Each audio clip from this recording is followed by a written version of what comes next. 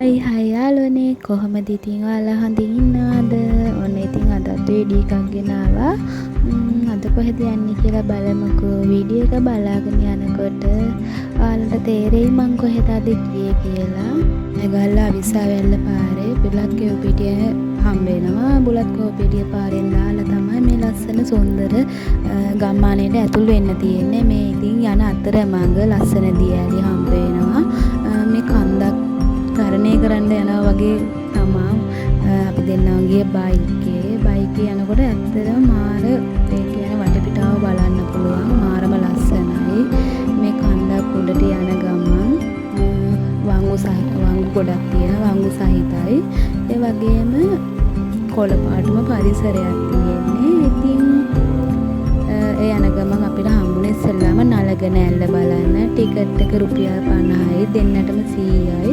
ඉතින් මේ ගල් අතරින් ගස් අතරින් තමයි මේ නලගනැල්ල බලන්න යන්න තියෙන්නේ මාරම ලස්සනයි.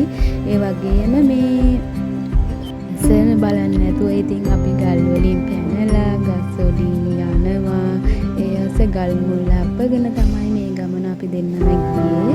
ඒ අතරේ යනකොට ඇත්තටම දැක්කට පස්සේ ඒ දියැලි හිතෙන ඇත්තට මේ වගේ ලස්සන දියැලක් බුලත් කෙව්පිටියේ තියෙනවා කියලා බලන්නකෝ. නලගනැල්ලත් බලලා අපි දෙන්න මේ යන්නේ දේදුවලට. දේදුවල තියෙන්නේ මොනවද කියලා අපි වීඩියෝ එක ඉස්සරහට ඔයාලට පෙන්නන්නම්. මේ යන අතරතුර වටපිටාව කොළ පාටයි. ඒ යන අතරතුර අපිට ලස්සන දියැලක් හම්බුණා. ඒ දියැල තමයි මේ. ඇත්තටම ඒ දියැල මාරම සීතලයි.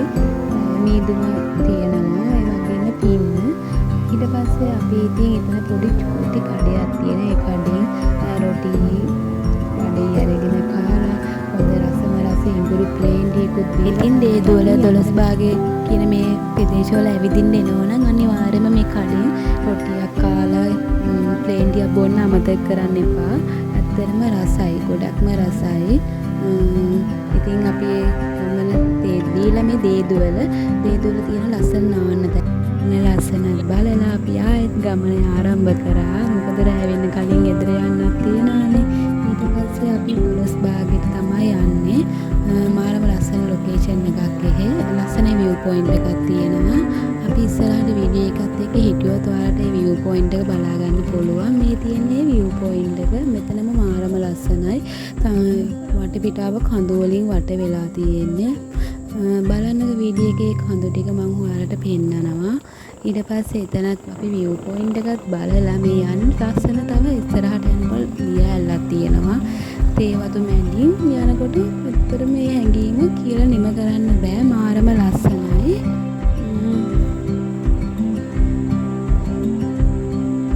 තේවත් මැදින් මේ යන්නේ අපි තව ලස්සන දියැලක්. ඒ දියැල නම් හැමෝම යන්නේ ටිකක් කිලෝමීටර් 12ක් විතර ඉස්සරහට යන්න ඕනේ මේ දියැල බලන්න.